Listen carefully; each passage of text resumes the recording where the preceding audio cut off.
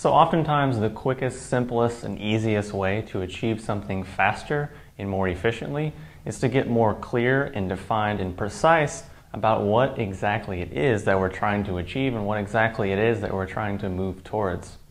So when it comes to spiritual development or spiritual cultivation or personal development, this is extremely relevant and extremely important point. Because usually this conversation is very muddled, very vague, and most oftentimes far off in some other place.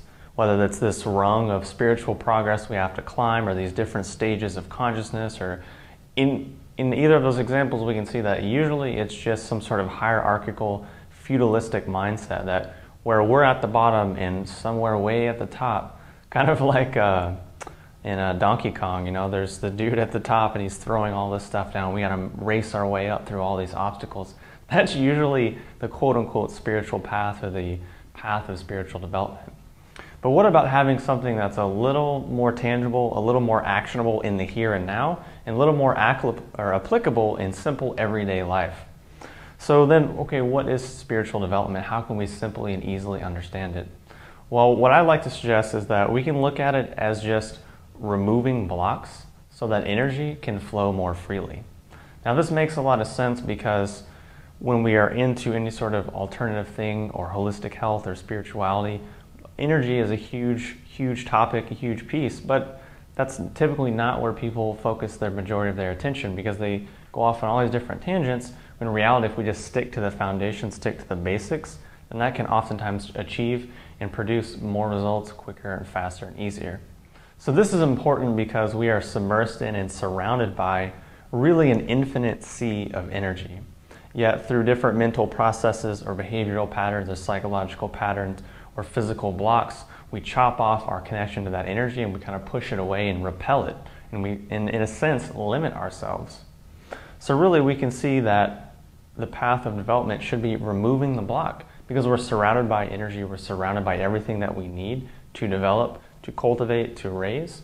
But for all these different reasons, there's all these different blocks.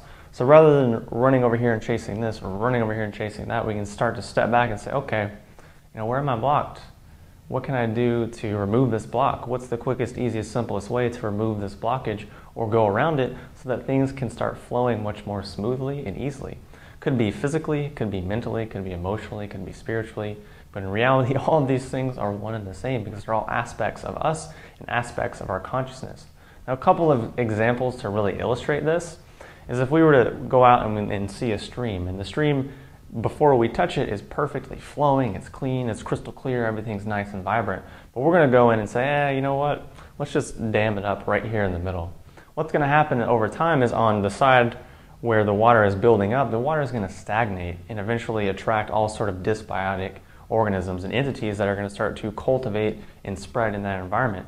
But then the other side, everything is going to be robbed of nourishment and robbed of the essence that it needs to survive and grow and cultivate life.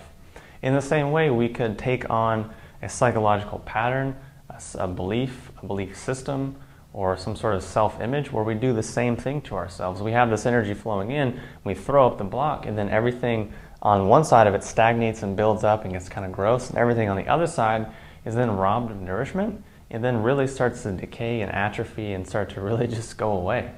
Much in the same way, just in a purely physical level, we had our hand right here. You know, we have our blood vessels, we have the lymphatic system, our nervous system. All of these things are running into our hand. But if we're going to take a tourniquet and put it on our wrist, eventually what's going to happen is everything up here is going to stagnate and block, and everything down here is going to be removed and basically starved of nourishment. Thus, it's eventually going to decay and die. Thus, all tying back in and leading us to the simple and easy to understand, easy to apply definition that I introduced at the beginning of the video. And the purpose of that is to add clarity, add empowerment, and add something which is actionable and tangible, not just some far off lofty concept. Because I can make, you know, a 6-hour dissertation about how you should do this for your chakras and that for this and this for that and work with this karma and this past life and that past life and all this stuff. But in reality, it starts to get a little convoluted, it starts to get a little bit too far away, where in reality, if we want empowerment and results, we can clarify our terms, clarify our definition, get more empowerment and action in the here and now. So if you have any questions or comments, post them below and I'll talk to you soon.